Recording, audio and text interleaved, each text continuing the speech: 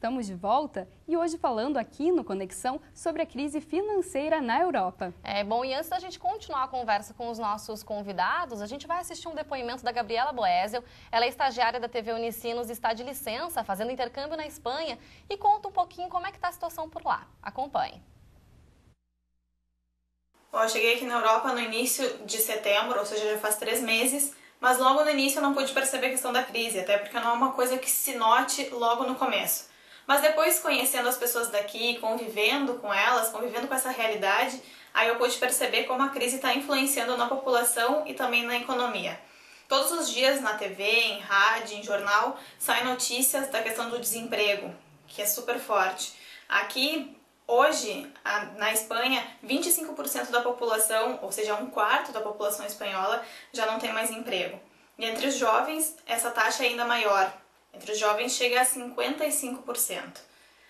Na Europa, de uma maneira geral, se tem uma estimativa de que desde o início de 2012, 6 mil pessoas perderam o emprego a cada dia. E é um número que não para de crescer.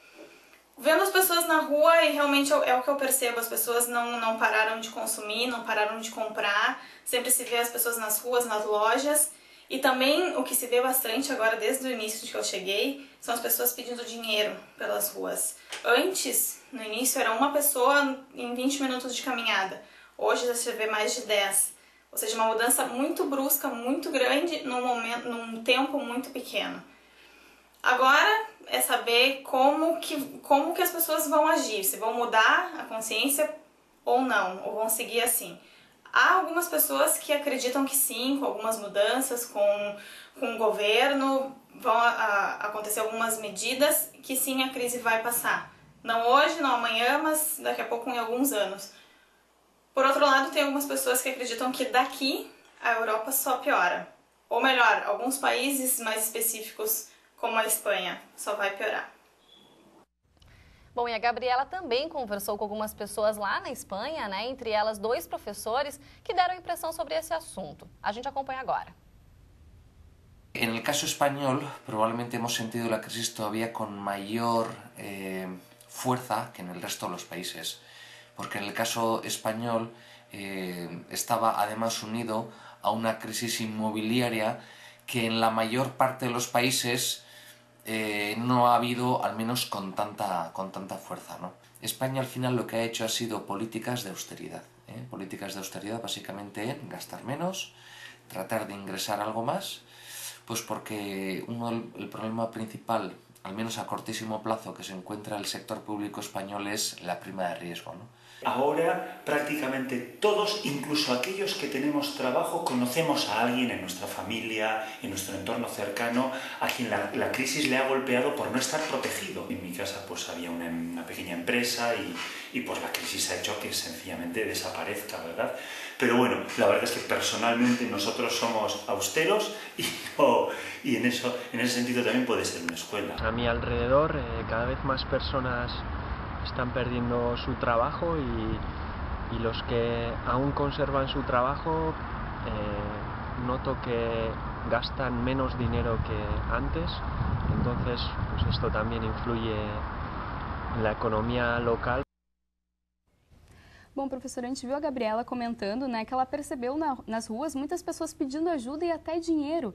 Bom, esse exemplo aí dá a dimensão realmente do problema, né? Realmente. Imagina você, cada 4 pessoas, uma desempregada. Então, significa que, não tendo emprego, você não tem renda e você não tem como consumir. E, além do mais, se você não consome, as empresas que vão produzir, o que estão produzindo também não conseguem vender. Então, quer dizer, você tem uma situação realmente muito delicada. E, na verdade, a saída para isso você exatamente dependeria do consumo. E aí, em geral, o que você percebe é que a Europa, como um todo, pelo menos esses 3 ou 4 países mais problemáticos, o nível de endividamento é muito alto, não só do governo, mas das famílias, em particular, e das próprias empresas. Então, essas empresas não conseguem ter uma expectativa de ter um horizonte para fazer novos investimentos, então você não consegue gerar mais emprego. Então, realmente, a situação é delicada. Bom, e dentro dessa situação do desemprego, a gente sabe que a maioria são entre os jovens, né? Natália, eu queria entender por que, então, que esse público é o mais atingido com esse problema. Pois, como o professor havia comentado, né, que as empresas desestimuladas pelo consumo interno, que vem reduzindo à medida que se iniciou a crise, e também pela falta de confiança do setor, elas vêm investindo menos ou parando com seus investimentos na contratação de novos funcionários, né? E como os jovens estão ingressando no mercado de trabalho sem experiência, eles acabam sendo os mais afetados. E nós havíamos feito uma observação de um estudo feito por um professor da ESPM Sul, onde ele identificou que os jovens desses países mais afetados, como Grécia, Espanha, Portugal, Itália também, eles vêm migrando cada vez mais para a Alemanha, onde eles têm salários mais altos, né, e condições de estudos melhores do que nesses países que estão mais afetados. Bom, e que outras medidas podem ser tomadas, então, professor? A gente já consegue enxergar uma luz no fim do túnel ou ainda está difícil? Na verdade, eu acho que você teria que passar por uma ideia de uma integração melhor da parte fiscal da Europa. Talvez aí você teria que ter uma penalização um pouco mais por parte da Alemanha, os países mais centrais e que têm melhores condições financeiras, e repassar parte do custo para os demais. E que não, imagine que nem fosse, digamos, no Brasil, em que você teve todas as dívidas dos estados centrada na dívida pública, quer dizer, a União assumiu a dívida e os estados acabaram pagando, ou estão pagando ao longo do tempo, quer dizer, alongando a dívida. Então, talvez uma alternativa que poderia ser solucionada nesse tipo de problemática, ou seja, criar um organismo supranacional entre os países, ou o próprio Banco Central Europeu, que assumisse todo o endividamento dos países, de certa maneira está fazendo um pouco isso. E aí os países teriam mais prazo para fazer esse pagamento das dívidas, enfim. Professora, como está o panorama na questão da exportação? Na verdade, se a gente olha para a crise feita no Brasil, a gente percebe que, se você olha para as exportações em si, você não tem assim um efeito, muito efeito prejudicial direto, digamos assim. O que está acontecendo mais é que você tem um aumento grande das importações da Europa. Justamente por fato da taxa de câmbio, o real está um pouco mais valorizado em termos de euro, né? E aí você acaba fazendo com que o saldo comercial entre Brasil e Europa está se reduzindo muito. Então, só para você ter uma ideia, nós chegamos a um determinado ano, 2006, 2007, com 13 bilhões de superávit. Hoje nós estamos fechando o ano, quer dizer, nós estamos fechando até em outubro com 1,4 bilhão. Significa que nós estamos reduzindo fortemente o nosso saldo comercial, ou seja, aumentando muito as importações, embora as exportações permanecem mais ou menos no mesmo ritmo de crescimento.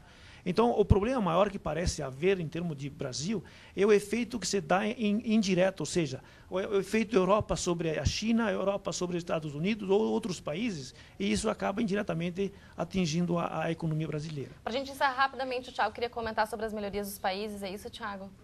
É que no curto prazo a gente não vê melhorias, né? A gente tem uma pressão social muito grande em cima das medidas austeras, né? E a gente não vê uma convergência por uma solução única entre os países do bloco para sair dessa crise. Então, as medidas provavelmente elas serão atênuas na questão do longo prazo. Tá certo. Vamos torcer então para que as coisas se resolvam melhor para todo mundo, né? Exatamente. Obrigada pela presença de vocês, parabéns pela pesquisa. Obrigada. Okay. Nós agradecemos novamente pela oportunidade que a TV Unicino está dando para o curso de Economia. Beleza, professora, até a próxima. E assim nós encerramos a edição de hoje do Conexão TV Unicinos. Nós voltamos amanhã, ao vivo, ao 12h30. Até lá, tchau!